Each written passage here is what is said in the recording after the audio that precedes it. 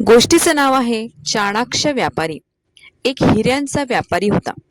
एकदा तो आगगाडीमधून दिल्लीला जात होता. प्रवास खूप लांबचा होता. प्रवासी एकमेकांची ओळख करून घेत गप्पा गोष्टी करत होते. हिऱ्यांच्या व्यापाऱ्याने स्वतःची सगळ्यांना ओळख करून दिली. सर्व प्रवाशांना खरे हिरे पाहण्याची तीव्र इच्छा झाली. व्यापाऱ्याने देखील मोकळ्या मनाने स्वतःच्या कोटाच्या खिशातून हिऱ्याची एक पुडी काढून सगळ्यांना हिरे दाखवले. ते पाहून सगळेजण अत्यंत खुश झाले. मात्र त्या सर्व प्रवाशांमध्ये एक चोर होता आणि तो चोर मात्र ती हिऱ्यांची पुडी आता कशी चोरावी याचा विचार करू लागला. थोड्या वेळाने गाडी एका स्टेशनवर थांबली. सगळेजण चहा पाणी घेण्यासाठी खाली उतरले, पण चोर मात्र खाली उतरला नाही.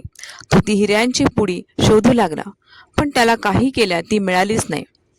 एवढ्या सर्व प्रवासी पुन्हा गाडीत येऊन बसले. गाडी सुरू झाली.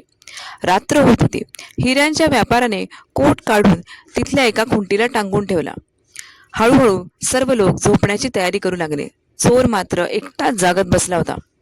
मध्यरात्र झाल्यावर चोराने व्यापाराच्या कोटाचे खिसे तपासले, पण त्यातही त्याला काहीच सापडले नाही. तो खूप निराश झाला. दुसऱ्या दिवशी सकाळी दिल्ली स्टेशन आल्यावर प्रवासी खाली उतरले. खरे हिरे पाहायला मिळाले म्हणून प्रवाशांनी व्यापाराचे पुन्हा एकदा आभार मानले आणि सगळेजण आपापल्या मार्गाला लागले.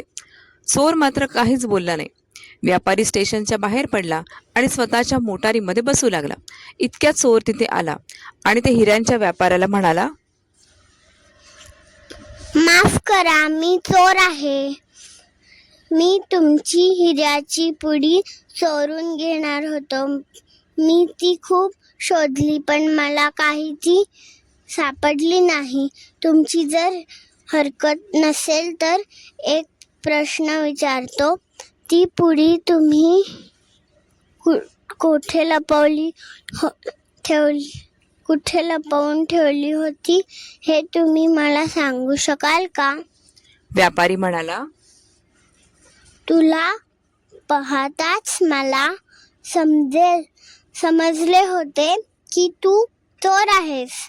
तू ही हिऱ्याची पुडी चोरण्यासाठी प्रयत्न करशील याची मला खात्री होती, म्हणून मी हिऱ्याची पुडी तुझ्या उशीखालीच ठेवून दिलेली होती. मला खात्री होती की तू ती पुडी तुझ्या उशीखाली शोधणारच नाहीस, म्हणून ती सर्वात सुरक्षित जागा होती. एवढे बोलून व्यापाऱ्याने ड्रायव्हरला मोटार सुरू करण्यास सांगितले आणि व्यापाराचे हे उत्तर ऐकून चोर मात्र आश्चर्याने पाहतच राहिला.